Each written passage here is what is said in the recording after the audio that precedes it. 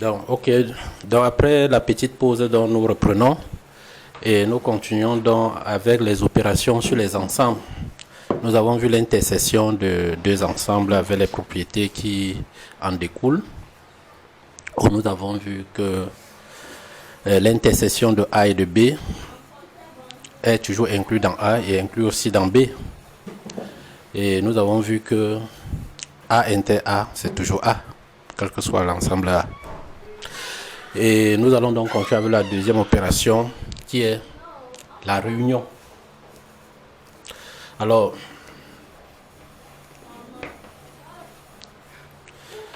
c'est quoi la réunion de deux ensembles qu'on appelle généralement A union B? Nous avons un ensemble A et un ensemble B. On veut déterminer l'ensemble des éléments qui sont soit dans A ou dans B, ou dans les deux à la fois. On a cet ensemble A union B qui est l'ensemble des éléments X tels que X appartient à A ou X appartient à B. C'est ça la réunion de deux ensembles. Alors, comme tout à l'heure en intersection, si nous prenons A union B, alors ce qui est sur A est inclus dans A union B. Un peu comme nous avons fait tout à l'heure, vous pouvez démontrer ça. De même, B est toujours contenu dans A union B. Mais on sait aussi que A union A est égal à A. Donc, si vous prenez A union A, vous allez toujours trouver A.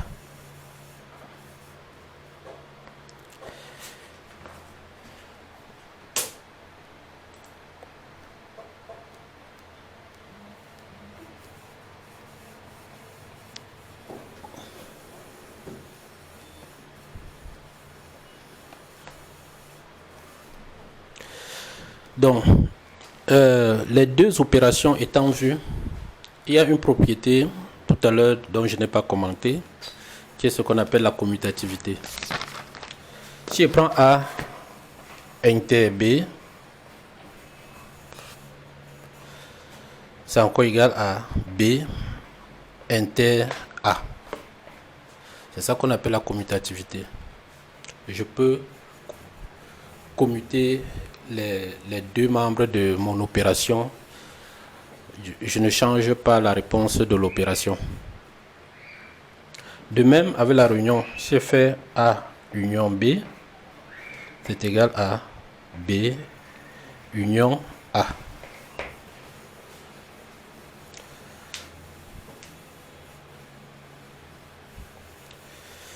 Nous avons la notion d'associativité. Qui peut me rappeler la notion d'associativité, par exemple, sur les nombres entiers naturels avec l'opération plus?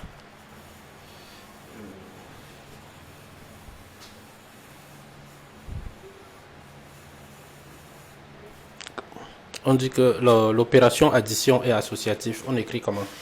On dit que l'opération d'addition est associative.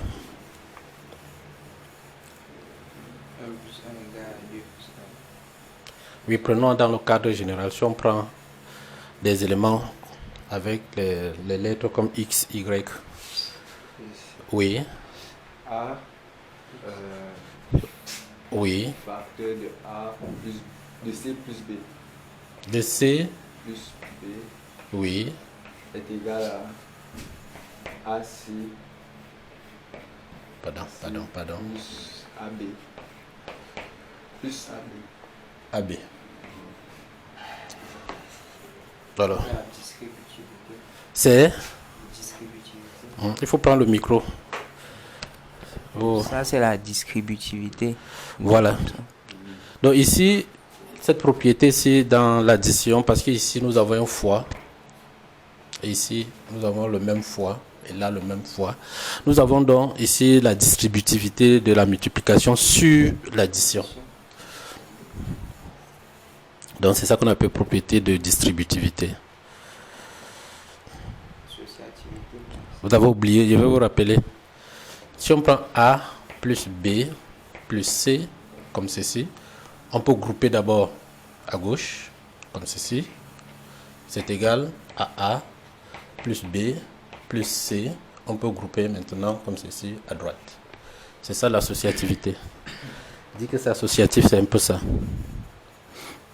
Donc, un peu les mêmes notions se produisent dans la théorie des ensembles avec l'opération d'intersection et de la réunion.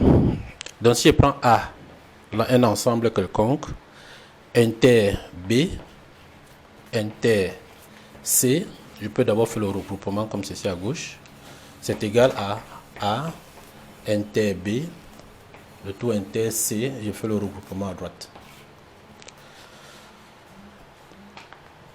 Donc, cette propriété est aussi vérifiée avec l'opération d'intersection. Si nous continuons avec la réunion, la même propriété reste vraie. A, union B, le tout union C, égale à A, union B, union C. Là, c'est la propriété d'associativité.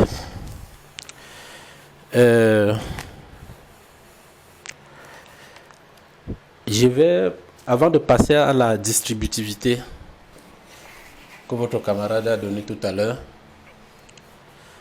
je vais donner deux petites propriétés. J'ai parlé tout à l'heure de l'ensemble vide. Et je vous disais qu'en mathématiques, c'est même l'un des ensembles qu'on dit qu'on connaît le mieux. Celui qui n'a pas d'éléments. Mais j'ai aussi parlé de l'ensemble oméga, qui est l'univers. Alors, quel que soit un ensemble que je prends, si je prends l'ensemble vide, union n'importe quel ensemble A, je trouve que ça va donner l'ensemble A. Donc, pour la réunion, l'ensemble vide est appelé ensemble neutre pour l'opération de réunion. Mais si j'utilise plutôt A inter, si je prends plutôt A inter, l'ensemble vide, ou bien l'ensemble vide inter A, bon, on a dit que ça commute. Ensemble vide inter A. Qu'est-ce que ça va donner? Ça va donner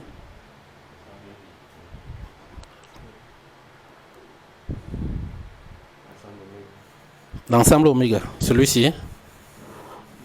Oui, vous pouvez démontrer que ça donne l'ensemble oméga ou bien c'est gratuit. Mais nous connaissons comment est-ce que l'ensemble ici est défini. Les éléments qui appartiennent en même temps au premier ensemble et au deuxième ensemble. Alors, si un élément doit être ici dedans, il doit appartenir en même temps à l'ensemble vide. Aucun. Il doit aussi appartenir à ça. Donc, il n'y a aucun élément qui peut appartenir à l'ensemble vide. Donc, il n'y a aucun. Ce qui donne l'ensemble vide. Donc, quand vous faites l'intersection de l'ensemble vide avec n'importe quel ensemble, vous pouvez conclure que c'est l'ensemble vide. Là, il n'y a pas à discuter. Utilisez simplement les définitions. C'est que on vous amène à raisonner plus mathématique parce que ça va nous aider sur Haskell. Quand on va prendre par exemple, il va anticiper comme ça, maybe A c'est égal à nothing, ou bien le nothing là peut un peu s'identifier à l'ensemble vide. Et vous allez un peu voir ça, nothing, ou bien just quelque chose. Vous allez un peu voir ça. Donc il faut avoir l'esprit mathématique là éveillé pour comprendre du coup que quand j'ai un nothing quelque part directement, ça peut me donner les nothing. Donc, ayez l'esprit ouvert là, ça va. Donc, la deuxième chose, c'est l'ensemble oméga qu'on veut utiliser. Si je prends l'ensemble oméga, je vais un peu revenir sur un ensemble comme ça. Celui-ci s'identifie à quoi? C'est comme si on faisait 0 plus un nombre, ça donne le même nombre. Alors que ici, c'est comme si vous faisiez 0 fois un nombre. Ça vous donne toujours 0. Ça ressemble pas à ça. Tout à fait. C'est vraiment similaire. Maintenant, on va utiliser l'ensemble oméga. Et l'ensemble oméga, si je prends oméga, je prends d'abord la réunion, ou bien on peut prendre l'intersection. Oui, l'intersection, pardon. Avec un ensemble quelconque, A. Qu'est-ce que ça donne?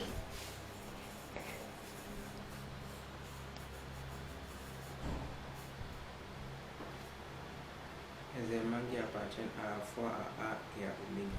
Oui, C'est A. c'est A.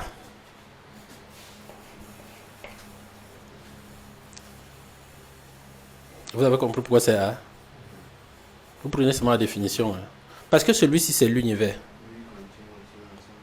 Il contient aussi A. Il contient l'ensemble A. Donc, vous voyez qu'on peut même tirer de A une autre propriété. Si A est inclus dans B, alors A inter B, c'est A. Hein? Si A est contenu dans B, alors A inter B égale à A. Vous pouvez démontrer ça. D'accord. Donc avec ça, vite, on comprend que, comme ça c'est l'ensemble univers, A est toujours contenu dans l'univers. Tous les ensembles sont contenus dans l'univers. Donc du coup, ça donne A. La deuxième chose, c'est Union. A, oméga union A. C'est ça, hein? Oméga union A. C'est égal à quoi? Oméga. C'est égal à oméga. Donc, vous pouvez faire la même chose là-bas. Hein? Si A est contenu dans B, alors A union B, c'est B.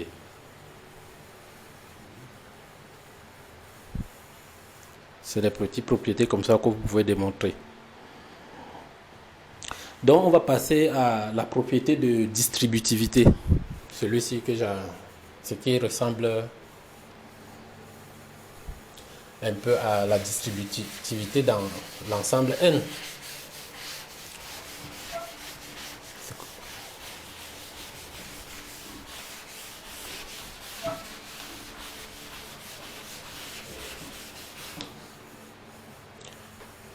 Donc, la distributivité, tout à l'heure, je parlais ici de la distributivité de la multiplication sur l'addition. Mais est-ce qu'on peut parler de la distributivité de l'addition? Ça fait C fois B. Est-ce qu'on peut dire que c'est égal à A? C'est quoi? A plus C fois, je peux faire comme ça, A plus B. Non. Pour l'addition, ceci est très faux. Il n'y a que celui-là. Il n'y a que la distributivité de la multiplication sur l'addition dans l'ensemble N. Mais dans la théorie des ensembles, c'est bon. Ça marche dans les deux cas. Donc, je peux écrire la distributivité de l'intersection sur la réunion. En ce moment-ci, j'ai A inter B union C. Me donne bien A inter B union, le tout union. Si je peux faire comme ça, A inter C. Donc voilà. C'est bon. Maintenant, de la même façon, on peut écrire la distributivité de la réunion sur l'intersection. Donc, A union B inter C, comme ceci. Dans la théorie des ensembles, ça marche encore. Ça va faire donc A union B, le tout inter A union C. Donc, dans la théorie des ensembles, cette distributivité-là marche très bien. C'est bon. Donc, voilà un peu la notion des opérations sur les ensembles. Les opérations